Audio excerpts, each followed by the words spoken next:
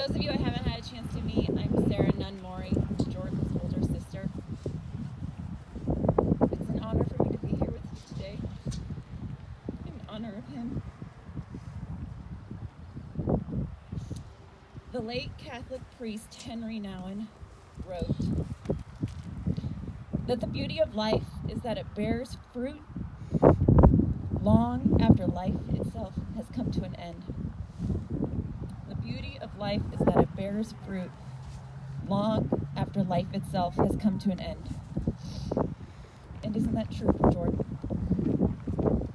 And not only in his children's lives, but in our lives, and how that fruit springs up in each of our hearts and the impact that he had.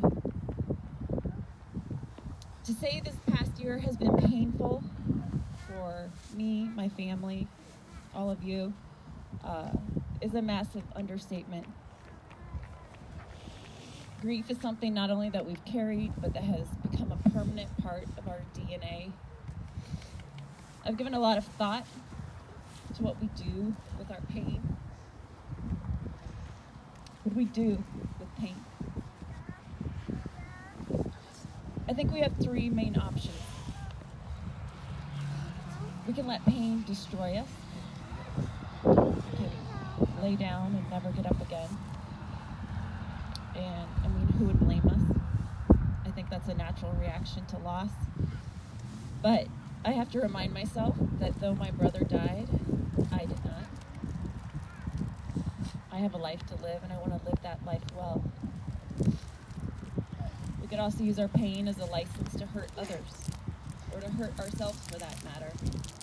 To let bitterness root deep in us, to carry a chip on our shoulder about the unfairness of life, and in so doing, add to the weight of grief, the weight of anger. But that's too heavy to carry.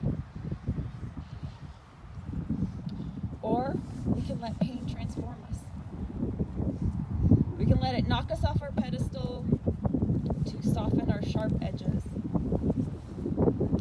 to open our eyes to pain in the world, and to become people who live with greater compassion, reverence, and humility for all we cannot control. We still get to choose how we steward our pain. When I think of my brother, I think of his tenderheartedness, the sincerity with which he lived his life, and how he experienced true joy in serving others. What rare qualities these are. His life was characterized by community. Every one of you here today is evidence of his desire to be in life with people, to be known deeper, and to love deeper. As we've shared our stories of Jordan, I've been struck by how similar our accounts. Matt, the person you describe having known for 3 years, is the same person I knew for 33 years. And because he was such a consistent person, I find it easy to imagine what he might say if he could be here before us today. I think he would feel sorrow over the pain his family and all who loved him have suffered, and that he would want to take that pain from us if he could. He would express enduring love for Sarah and his babies, for his family in the Costellos, for our parents, for our sisters, for our brother, for his brothers-in-law and his nieces and nephews. I know he loved us very much. He would extend great gratitude to the people who have stood by his family, to the Odoms who've been there every day, and to the whole Redeemer family who showed up right on time.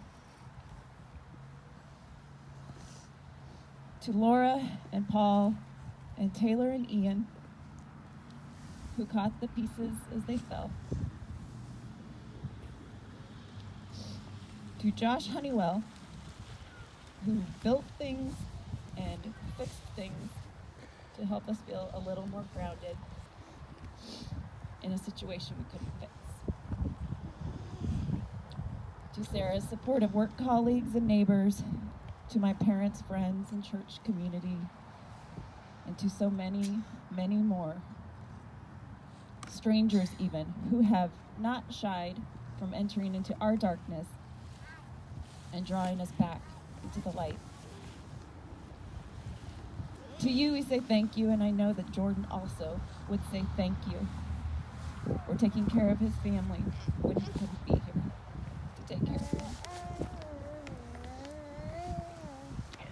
Lastly, I think he would tell you, Sarah, how much he admires the mother you've been in the hardest of times. I know that he's proud of you. And I think he would express admiration for all of us in our hard-earned healing and encourage us to keep holding on to each other and leveraging every resource we have to find our way forward and to keep finding